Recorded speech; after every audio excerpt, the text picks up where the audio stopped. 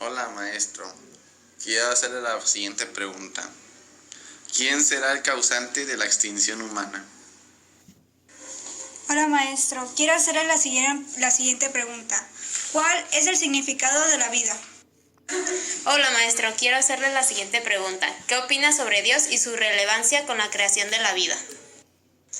Hola maestro, quisiera saber cómo se creó la Tierra. Hola maestro, quisiera preguntarle qué hay después de la muerte. Hola maestro, ¿qué opina sobre Dios? Hola maestro, quería hacerle la pregunta ¿qué hay después de la Antártida? Hola maestro, quisiera preguntarle cuál es la base de la felicidad. Respuesta a la pregunta primera, número 1, que dice así: ¿quién será el causante de la extinción de la humanidad, la extinción humana? Bueno, esta pregunta presupone que va a haber una extinción humana, no lo sabemos, es una hipótesis de trabajo, es una posibilidad, pero bien es cierto que si miramos la historia han habido extinciones de anteriores civilizaciones. En las investigaciones más recientes, la humanidad, si mis cálculos no van equivocados, vamos por la quinta evolución humana. Cito algunas: Lemuria, Sumeria, Atlántida, egipcios, y bueno, no sé si me dejo alguna más. Pero de todas las civilizaciones que han caído en desgracia, siempre ha habido un resurgimiento del ser humano. Por tanto, a la pregunta ¿quién es el causante de la extinción humana? La respuesta es: siempre es el propio ser humano el causante de su extinción. ¿Y por qué? Porque generalmente el ser humano se cree que todo lo que existe es lo material, los sentidos, lo que se ve, se oye, se percibe con los 5 sentidos. Y deja de lado la creencia en lo sobrenatural, lo que en filosofía se conoce como metafísica. Entonces, cuando se deja de lado el mundo sobrenatural, que se puede llamar Dios, pues el ser humano se cree el Dios de la creación. Y en esa soberbia es cuando el ser humano se cree un Dios. Y en esa creencia de que se es Dios, pues se le lleva a la autodestrucción. Porque básicamente la creencia de que uno es Dios o la creencia de que uno tiene poder se basa en un crecimiento del ego humano, de la soberbia, de la lujuria, en fin, de los pecados que llevan al humano a creerse superior a los demás. Y esto lleva al enfrentamiento de unos humanos contra humanos y por tanto a las guerras. Toda la historia de la humanidad está repleta de guerras y por tanto toda extinción humana es por las guerras del hombre contra el hombre. Ahora bien, el causante de la actual civilización, y está muy pronto porque estamos en el Apocalipsis y en la Gran Tribulación, es una lucha entre Dios y Satanás.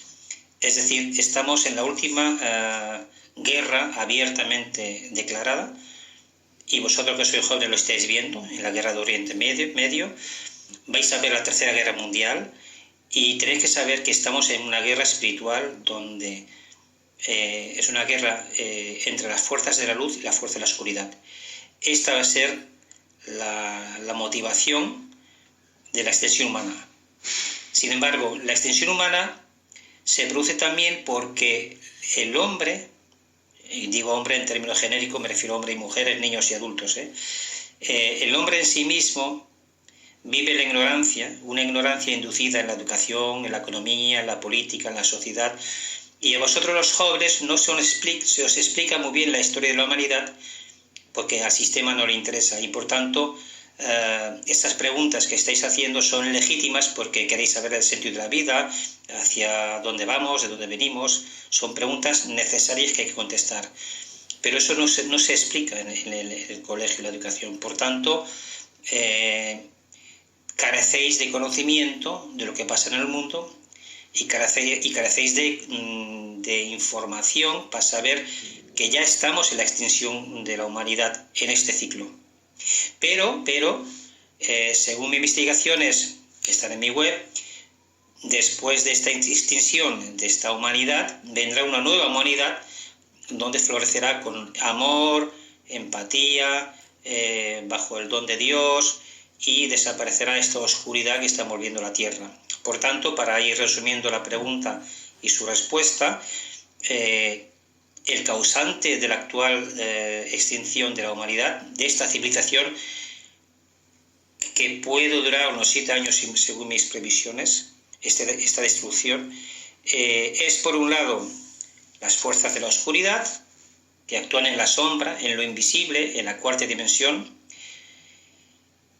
Esto el que tenga interés lo puede estudiar en mi web.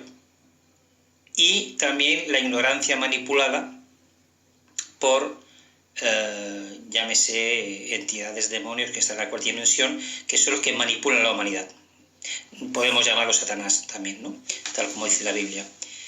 Y entonces esta combinación entre la maldad y la ignorancia y la soberbia humana es el causante de esta extinción humana que se está produciendo ahora mismo, aunque posiblemente no soy muy consciente de esta extinción, pero yo creo que si os fijáis en lo que pasa en el mundo actualmente, en pocos meses y en pocos años vais a ver la destrucción de esta humanidad. Así que mi consejo es que, aunque la extinción de esta humanidad se está produciendo, no dejaros de hacer preguntas para buscar lo que hay más allá de la vida, lo que hay más allá de esta humanidad y sobre todo lo que hay en vuestro interior. Gracias. La segunda pregunta dice que ¿cuál es el significado de la vida? Bien, cuando nosotros preguntamos por un significado en términos conceptuales desde la razón humana, y en este caso preguntamos por la vida, hacemos una distinción entre la vida y la muerte, es decir, es un dualismo. La mente humana tiende a dividir todos los conceptos para entender cómo funciona el mundo. Por ejemplo, el día y la noche, el odio y el amor, el blanco y el negro, el cielo y la tierra, izquierda y derecha, arriba y abajo. Todos estos dualismos que empezaron con la filosofía griega, los presocráticos generalmente, esos dualismos se fueron acrecentando a través de la historia de la humanidad de estos últimos 2000 años, y el mayor de esos dualismos es el dualismo como dos polos opuestos entre la ciencia y la fe, es decir, la razón humana y Dios. Ese es el mayor antagonismo que hay entre dos posiciones contradictorias, que está llevando como hemos dicho en la anterior pregunta número 1, a la extinción de la humanidad. Porque hay una parte de la humanidad que se ha quedado en considerar a la vida como algo puramente material, biológico, como la evolución de Darwin, que por cierto se ha demostrado que es un gran engaño, y entonces la gente cree que no existe nada más. Entonces la vida para algunos será el dinero, la fama, el poder, el triunfar en la vida, ¿no? Porque después de la vida no existe nada. Esa es la posición totalmente materialista. Pero las personas que tienen fe y han comprobado, ya sea por experiencias místicas o experiencias cercanas a la muerte, o por intuiciones espirituales, o por fenómenos paranormales, o experiencias transpersonales, o experiencias cumbres en función de la psicología transpersonal, quienes hayan tenido esas experiencias saben que la vida no se acaba con la muerte, es decir, hay vida después de la muerte. Bueno, en mi web tengo libros que hablan de todo esto, porque hay autores, incluso científicos, que han muerto, han tenido una experiencia cercana a la muerte donde han salido su alma de su cuerpo, ha visto su cuerpo ahí en el quirófano y luego han escrito la belleza que hay después de la muerte, ¿no? Por tanto, para responder la pregunta de cuál es el significado de la vida, justamente el significado de la vida es buscar cuál es el sentido de la vida. Yo, para responder esta pregunta, que yo también me la he hecho muchas veces, tengo un artículo en mi web que se titula El sentido de la vida es buscar el sentido de la vida. Lo dejo ahí para que el quiera investigar, pero esta pregunta yo también me la he hecho muchas veces y la concluí en este artículo. Repito, el sentido de la vida es buscar el sentido de la vida. Y nadie puede hacer ese trabajo por nosotros. Nadie nos puede decir lo que es la vida, porque lo que es la vida para mí es muy diferente para ti que has hecho la pregunta, o es diferente para la maestra. Porque el concepto vida forma parte de una serie de experiencias, de conocimientos, de cultura en la cual nacemos. No es lo mismo haber nacido en España que en África. La vida será diferente para la persona que percibe así la vida. Y no es lo mismo haber nacido en la religión del Islam o en la cristiana. O no es lo mismo haber nacido en el Polo Norte que en Sudamérica. ¿Por qué? Porque el ser humano está sometido a un proceso de culturización de verdades, entre comillas, que son transmitidas por los padres, por la sociedad donde vive. Por tanto, el concepto vida para esa persona va a ser todo totalmente diferente de otra persona. Es por eso que en el mundo el concepto vida, lo que es el concepto vida, es muy diferente para diferentes pueblos, diferentes culturas y diferentes personas. De tal manera que ya no se respeta la vida, porque ahora ya se permite el aborto, ya no se respeta la vida porque a nuestros mayores los queremos matar mediante la eutanasia, ya no se respeta la vida porque nos matamos los unos a los otros por dinero, por poder, por guerras, y es así como caemos en la degeneración de la vida y perdemos el sentido de la vida. Como podéis ver, cuál es el significado de la vida es un tema muy complejo y yo os puedo dar algunos apuntes aquí, algunas pinceladas, pero al fin y al cabo, vosotros mismos, y más concretamente tú que me haces esta pregunta, la número 2, y todos en general, vais a tener que buscar vuestro propio sentido de la vida. Ahora bien, yo puedo deciros que vosotros que sois almas jóvenes, muy evolucionadas del plano que venís y habéis entrado en este mundo con el velo de la percepción, tenéis muchas ganas de saber estas cosas, del sentido de la vida y demás preguntas, porque tenéis necesidad de saber. Entonces yo os animo a seguir investigando y os deseo mucho éxito en esa investigación, porque el sentido de la vida y el significado de la vida es justamente encontrar la misión que cada uno de nosotros tiene en esta vida. Y para descubrir la misión que cada uno tiene en esta vida, uno se tiene que hacer muchas preguntas, las mismas que os estoy haciendo hoy aquí. Gracias. Ahora voy a intentar responder a la pregunta número 3, que dice cuál es la relevancia de Dios con la creación de la vida. Bueno, esto es un problema filosófico de la mente humana que ha perdurado durante miles de años, porque enlazando con la anterior pregunta, ¿cuál es el significado de la vida? Pues para muchas personas la vida procede de un creador, de un ser que creó todo, llámese Dios. Y entonces presuponer que existe un Dios presupone obviamente que tenemos fe en que nosotros no hemos surgido de un Big Bang o de unas células, unas moléculas que han evolucionado. O sea, presupone que hay un creador. Bien, a eso se han dedicado muchas religiones, muchas filosofías, muchas interpretaciones espirituales para intentar explicar que hay un Dios o una cuestión metafísica. La metafísica en filosofía se refiere a todo lo que está más allá de los sentidos, ¿no? Lo que no podemos captar con los sentidos, como he dicho antes, con las experiencias místicas, experiencias cercanas a la muerte, experiencias cumbres, intuiciones, fenómenos paranormales. Entonces todo esto nos lleva al mundo del misterio. Y por tanto, el mayor misterio en la creación de la vida es saber quién ha creado la vida. Resumiendo, los científicos dicen que la vida comenzó con el Big Bang hace 13.800 millones de años.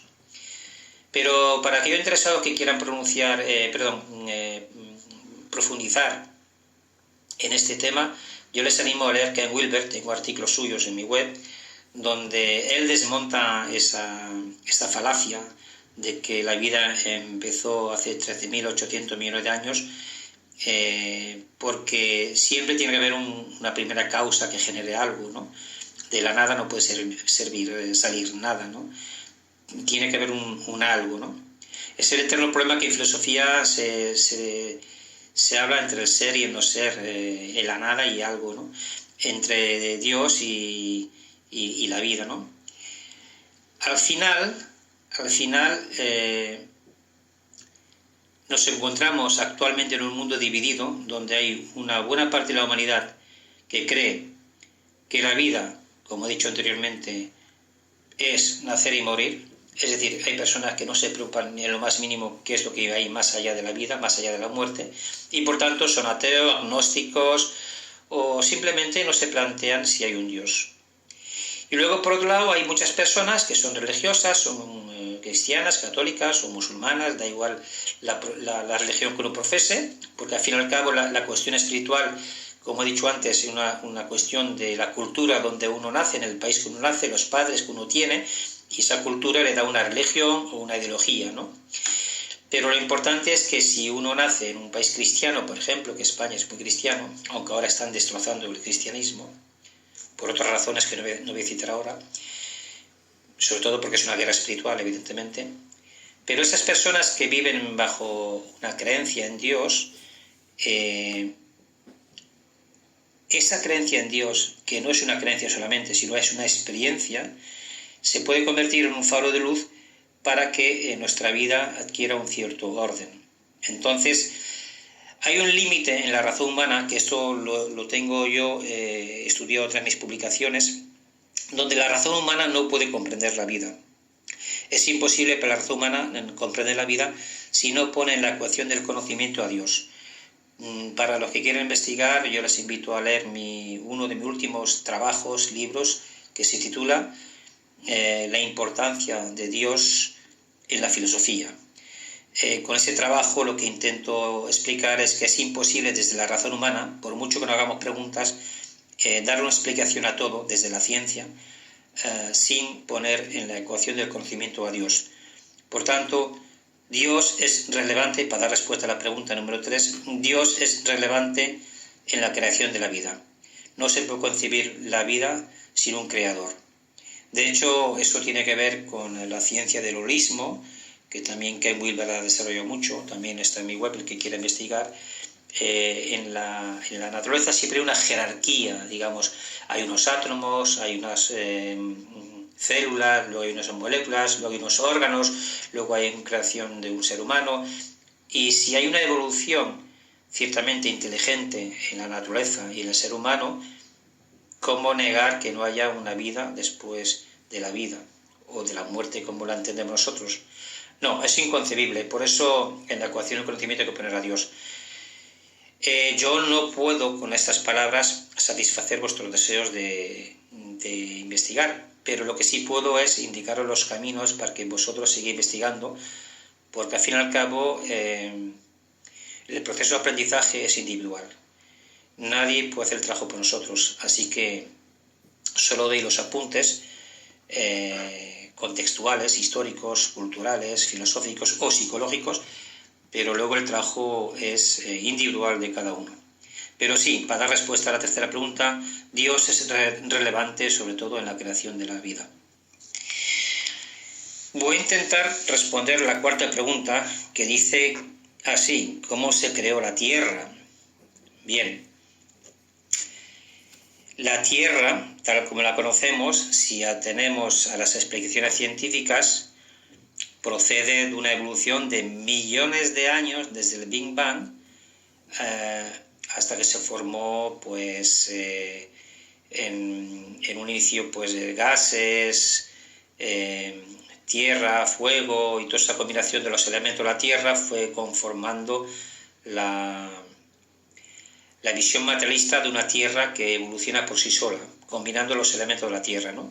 Si atenemos estos principios según los filósofos presocráticos, los presocráticos decían que los elementos de la vida de la Tierra eran el fuego, el aire, la Tierra en sí misma, como elementos que hacen surgir la vida de la Tierra, ¿no?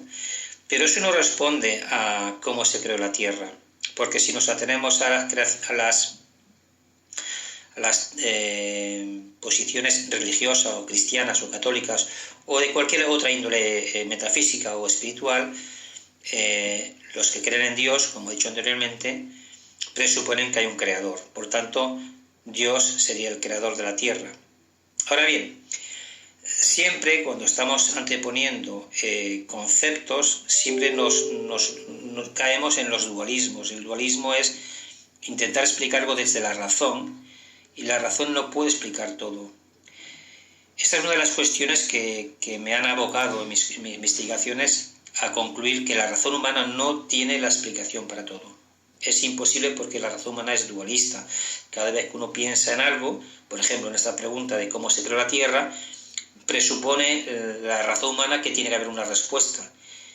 Y a veces no hay respuestas, porque en el limitado tiempo-espacio que tenemos aquí, para responder y hacer estas preguntas, no podemos absorber, asimilar millones de años de evolución de la Tierra. Hay aspectos, conceptos, experiencias, civilizaciones que eso no escapan, ¿no? Pero en síntesis, ¿cómo se creó la Tierra?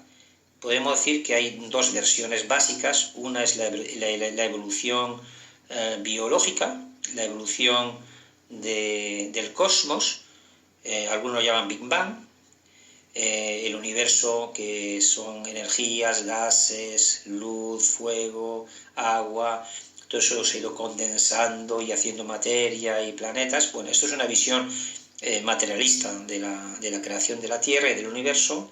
Y luego hay una versión teológica, la teología se refiere a la ciencia de Dios, que dice que hay un creador que creó la Tierra. En estos pocos minutos yo muy poco puedo aportar más, porque si no sería objeto de una disertación de horas, y no es el objetivo esto. Lo que sí voy a apuntar es que a la pregunta de cómo se creó la Tierra, hay dos posiciones. Una puede ser totalmente materialista y otra totalmente teológica. Y a cada uno de nosotros nos va a tocar descubrir con cuál idea nos quedamos. Y aquí volvemos a lo que he dicho en una anterior pregunta, ¿no? O sea, la identificación con que si creemos que la Tierra se ha creado por sí sola, sin espíritu, o bien si creemos que hay un espíritu que ha creado la Tierra. Esa sería la posición, digamos, dualista desde la razón humana, las dos posiciones antagónicas por descubrir. Pero yo no puedo dar una respuesta desde el concepto de la palabra, desde estos pocos minutos que hablo. Porque si entráramos en temas más profundos, veríamos que el universo, la Tierra, todo es vibración. Allí nos meteríamos ya con la física cuántica, donde se demuestra, que la física cuántica se inició a principios del siglo XX, se demuestra que todo el universo es energía, todo es vibración, y la mayor parte del universo es vacío. Con lo cual, todo lo que creemos que es la Tierra, que vemos, tocamos, olemos, en realidad no es más que una ilusión óptica que percibimos desde nuestro espíritu interior en contacto con la naturaleza, con la Tierra. Pero la ciencia nos dice que es vacío, que es vibración. Por tanto, si existe una vibración según la mecánica cuántica, la física cuántica, existen diferentes escalas vibratorias, y la Tierra es una escala, la básica, la que nos sustenta, digamos, nuestra vida, pero luego hay otras escalas vibratorias que aquí cada uno tiene que descubrir que está más allá de la razón. Por eso antes he citado las experiencias cercanas a la muerte, las experiencias místicas, porque son estados vibratorios, experiencias místicas que cada uno tiene que descubrir. Por tanto, no hay una respuesta a cómo se creó la Tierra. Es una experiencia que cada uno tiene que descubrir, y cuando la descubra, verá que no es que un día apareció la Tierra. La Tierra seguramente siempre ha existido y siempre existirá, pero en diferentes estados vibratorios. Por eso las investigaciones que yo he hecho con el doctor William Criado sobre la hipnosis clínica regresiva, se habla de dimensiones, de tercera dimensión, cuarta dimensión, quinta dimensión, etc. Por tanto, la mecánica cuántica viene a decir que todo es vibración, todo es dimensiones jerárquicas, digamos, más sutiles, y la Tierra forma parte de la tercera dimensión. Ahí dejo el tema, es muy amplio, pero yo creo que os he dado algunos apuntes para que el que quiera investigar tire de la cuercita y desarta el ovillo. Gracias. La quinta pregunta no se ha oído bien o no ha quedado registrada, está en blanco, por tanto no la puedo contestar. La sexta pregunta dice qué hay después de la muerte. Interesante esta pregunta porque el reto de la vida, como he dicho anteriormente, es saber qué hay después de la muerte. Hay muchos científicos que han investigado este tema. En mi web tengo información sobre las experiencias cercanas a la muerte, sobre las experiencias místicas, sobre personas que han experimentado la muerte y luego han vuelto y explican lo que han visto. Es decir, hay mucha literatura sobre todo este fenómeno después de la muerte, pero básicamente, para ser directo, según mis propias experiencias que he tenido, lo que hay después de la muerte es la vida, la auténtica vida. Es decir, el alma, nuestro ser interior, que es espíritu proveniente de Dios, es un 2% de gen luz y tenemos un 98% de gen reptil. Acordaros de que la ciencia dice que tenemos un cerebro reptiliano. En la evolución humana procedemos de una evolución reptiliana, por eso tenemos un 98% de genes reptilianos y un 2% de gen luz. Pues bien, ese gen luz, esa luz que tenemos en el interior, como es solo un 2%, está escondida en nuestro interior. Y entonces cuando nacemos a este mundo, pues creemos que la vida lo es todo. Entonces la vida nos da fama, dinero, alegría, amor, felicidad, desgracia, sufrimiento, todas las emociones humanas que podemos experimentar en la vida.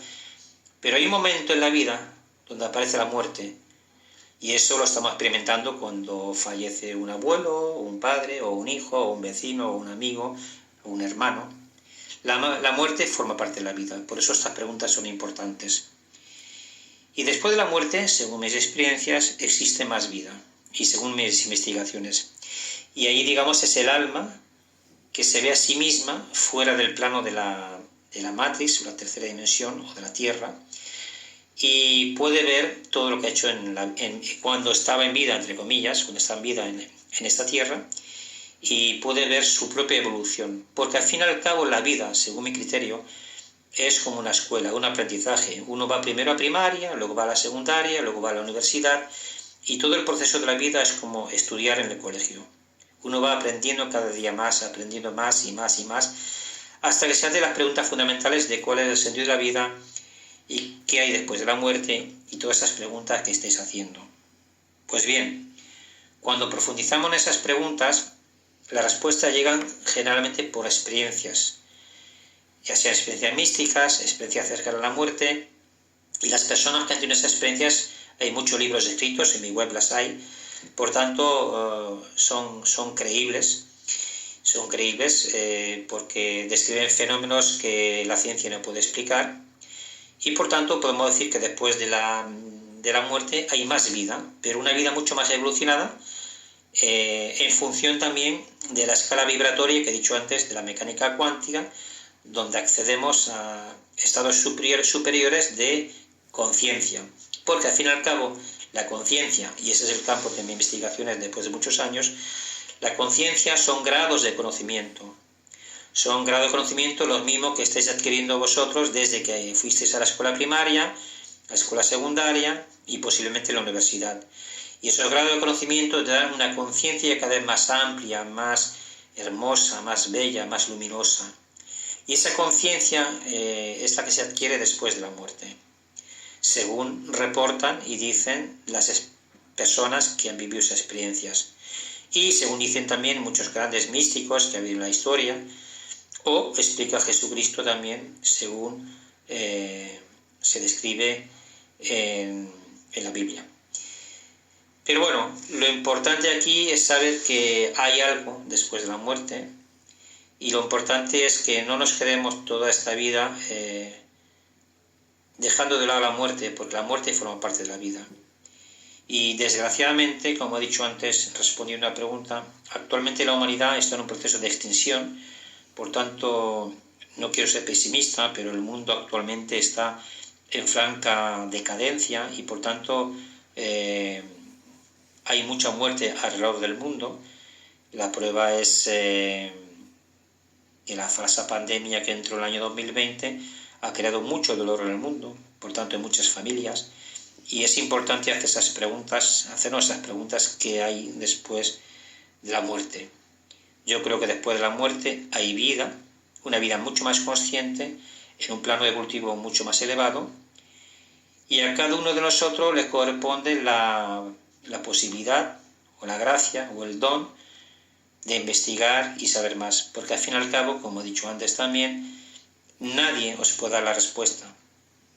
Es una experiencia personal que cada uno tiene que descubrir en vida, aquí en vida, para cuando llegue el día de la muerte, todo lo que hayamos aprendido nos sirva de algo cuando crucemos el umbral de la muerte.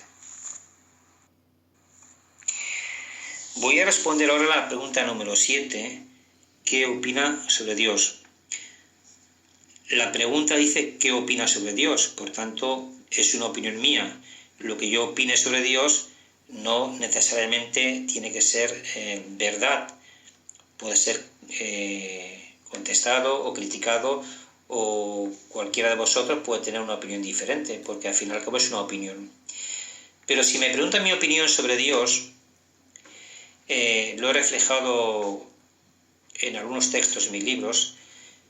Para mí Dios es una experiencia mística que estamos teniendo cada día en nuestra vida, y nos va enseñando esa experiencia mística, esa experiencia de contacto con Dios, desde que nacemos, desde que recibimos el amor de nuestros padres, el amor de nuestros hermanos, las relaciones sociales y con amistades, con amigos, y toda esa experiencia de la vida vamos descubriendo a Dios. Es decir, a veces no somos conscientes de esa experiencia, porque cuando entramos en el mundo, cuando nacemos, entramos en un mundo donde la conciencia está muy apagada, poco a poco se va despertando con el pasar de los años, y se va formando la personalidad, y sobre todo se va formando el ego en torno a la adolescencia y la edad adulta, y se forma una falsa personalidad, quiero decir, creemos que somos algo en la vida, y entonces buscamos dinero, fama, poder, ser alguien en la vida, ¿no? Y cuando buscamos ese alguien para satisfacer nuestras propias necesidades, entonces nos olvidamos de Dios, y nos olvidamos de la metafísica, y nos olvidamos del sentido de la vida o del sentido de la muerte. Y cuando nos olvidamos de todo esto, nos separamos de Dios, justamente.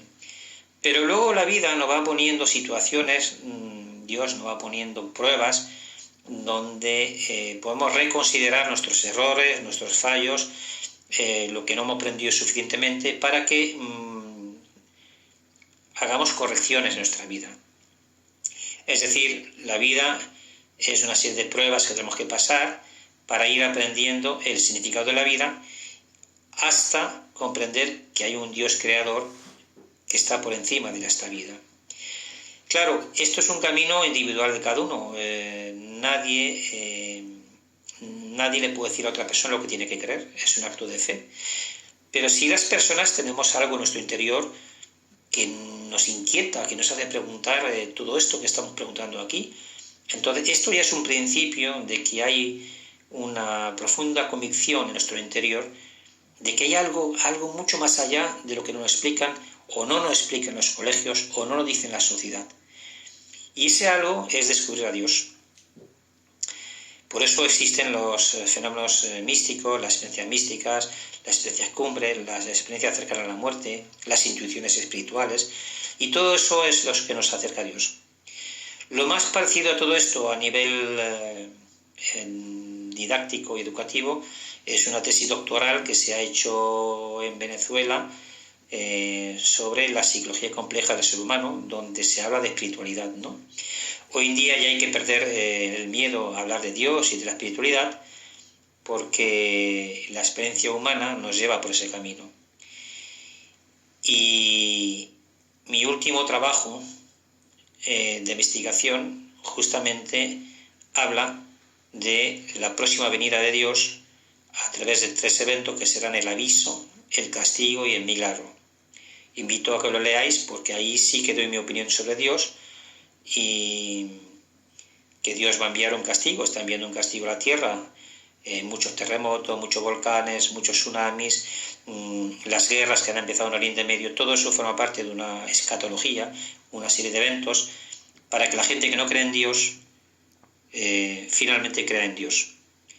Ahí está este artículo que lo explica, ahí está toda mi opinión sobre Dios, pero este artículo ha llegado a mi vida después de muchos años investigando, muchos años haciéndome las mismas preguntas, pero bueno, el que esté interesado en este artículo último, ese trabajo que está en mi web, en portada, está mi versión y mi explicación de lo que yo opino y creo sobre Dios. La pregunta número 8 trata sobre qué hay después de la Antártida. Bien, si entiendo la pregunta como que se cree que la Antártida es el final de la Tierra y que se cree que la Tierra es plana o si es redonda, la respuesta puede ser una u otra, ¿no? Yo no creo en la Tierra plana, es decir, después de la Antártida la Tierra es esférica, no es totalmente redonda, pero hay océanos. Lo que pasa es que la Antártida está en el polo sur y es una tierra que está gobernada, controlada, mejor dicho, por algunas Naciones Unidas y bajo la excusa de que es territorio preservado para la naturaleza y la preservación de los glaciares y todo esto, en realidad no es así. La Antártida ha habido guerras allí para dominar ese continente helado, porque en la Antártida hay civilizaciones antiguas bajo tierra, cuando la Tierra en otros ciclos de la vida ha habido un cambio de ejes en la Tierra, la Antártida era un continente con vegetación, como lo conocemos nosotros aquí, ¿no? Con vegetación, tierra, animales, con vida, ¿no?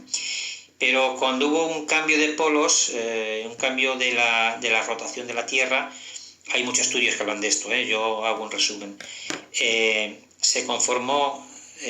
creó la Antártida como un continente helado, pero en su interior quedaron muchas civilizaciones. Y dicen las investigaciones de algunos expertos que ahí quedó encerrada, como en una cápsula del tiempo, muchos secretos de la humanidad, muchos inventos, muchas ciudades, y eso está siendo ocultado por los gobiernos que controlan el mundo, eso es otro tema, pero hay gobiernos que controlan el mundo y controlan esta parte de la información.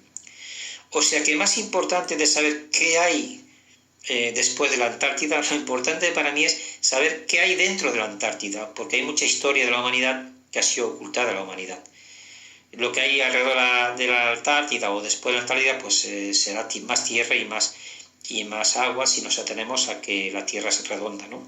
Pero como está en el polo sur y es un casquete helado, yo prefiero hablar de lo que hay dentro de la Antártida porque hay muchos secretos de la humanidad que conviene investigar. Yo lo he investigado y por eso os he dado aquí una pequeña pincelada, ¿no? Algunos apuntes. Pero la Antártida es uno de los secretos mejores guardados de la Tierra y que está siendo ocultado a la humanidad. Por último, voy a intentar responder a la pregunta número 9, que dice así: ¿cuál es la base de la felicidad?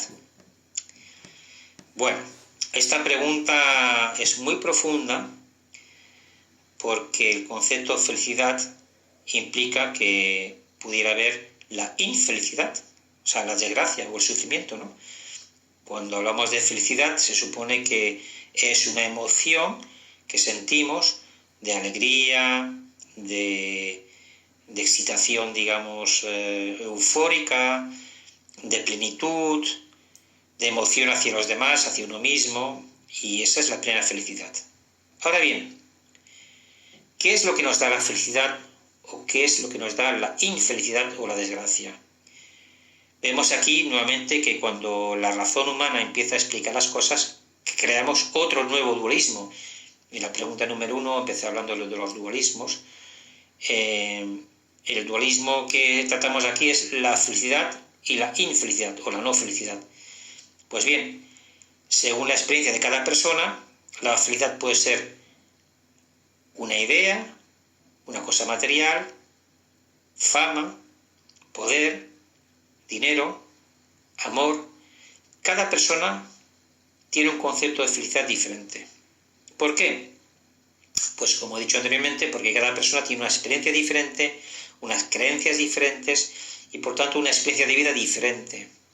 Por tanto, no hay un consenso obligado de una felicidad para todos igual. Vemos en el mundo que los países son diferentes, las culturas son diferentes.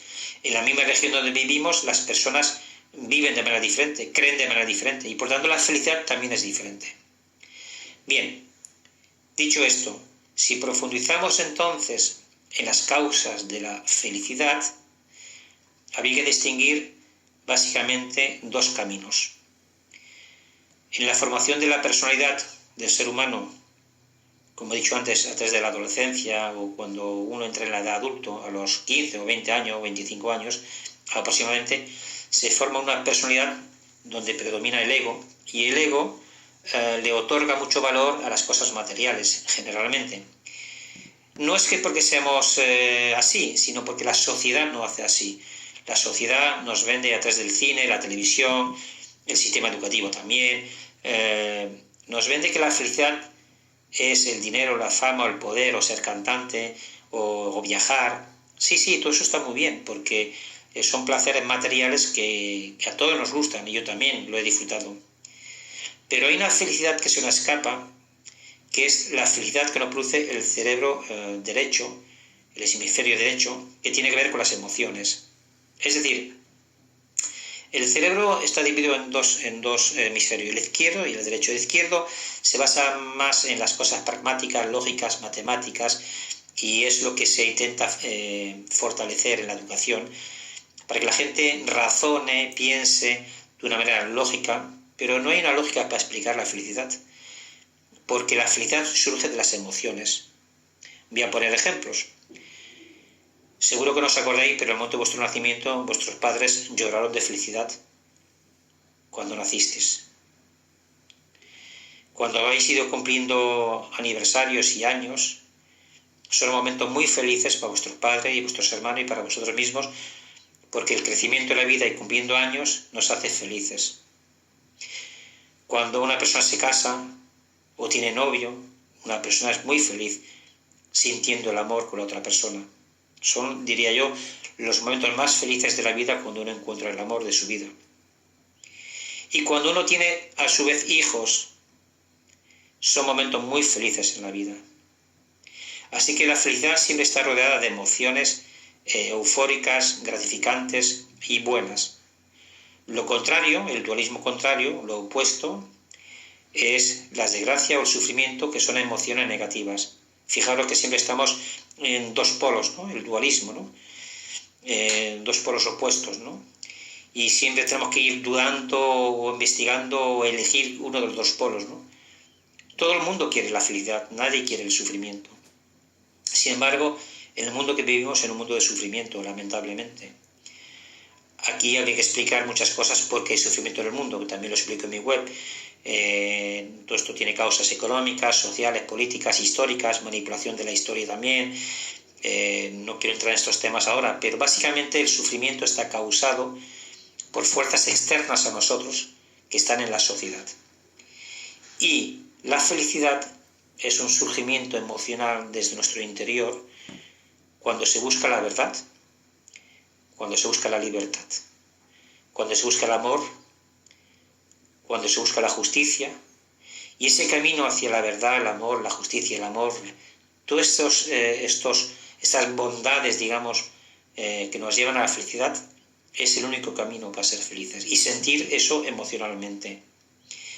Lo contrario, la fama, el poder, el dinero, la avaricia, la lujuria, todo lo contrario nos lleva al sufrimiento.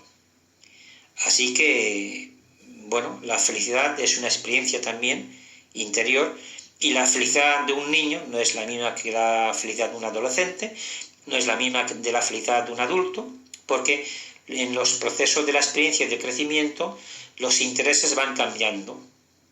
Pero una persona, si es buena o mala, esos intereses pueden ir cambiando con el tiempo también con ellos, siempre en función de lo que decida lo que es para él la vida.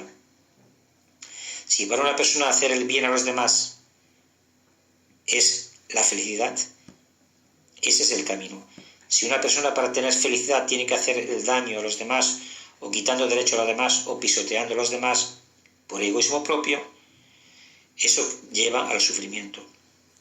Por tanto, la felicidad es un camino que tenemos que buscar en la vida, pero que solo se alcanza cuando elegimos con conocimiento de causa. Elegir con conocimiento de causa quiere decir que tengamos el conocimiento de que lo que vamos a hacer, sea bueno o malo, esté pensado siempre no solo en la felicidad nuestra, sino en la felicidad de los demás. No puede haber una felicidad individual si no hay una felicidad colectiva.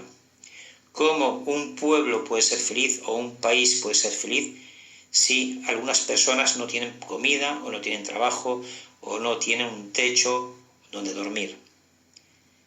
Nadie puede ser feliz, nadie no debería ser feliz egoístamente si a su alrededor hay personas infelices por hambre, guerra o por otro sufrimiento. ¿Que tiene solución? Porque si todos nos ayudamos los unos a los otros, la felicidad es posible para todos. Pero, como vivimos en un mundo de dualismo, de separación, la gente cree que es libre de elegir su felicidad por encima de la felicidad de los demás. Y entonces ahí caemos en los pecados de la soberbia, la lujuria, el egoísmo y la fama, el poder, el dinero, todo eso que nos lleva a la felicidad propia, creyendo que es la verdadera felicidad. Pero no. La verdadera felicidad, como he dicho al principio, es cuando tenemos un hijo, cuando cumplimos años, cuando amamos de verdad a nuestra pareja, cuando nos casamos y cuando tenemos hijos. Y así es como el amor se va transmitiendo de padres a hijos. La verdadera felicidad es alcanzar el amor. El amor que hemos recibido nuestros padres, el amor que hemos vivido con nuestra familia y el amor que dejaremos a nuestros hijos y a la sociedad cuando ya traspasemos el umbral de la muerte. Y ahí veremos si hemos sido felices haciendo el bien o hemos sufrido haciendo el mal. Entonces la felicidad nuevamente es una elección de cada uno de nosotros en función de su experiencia de vida.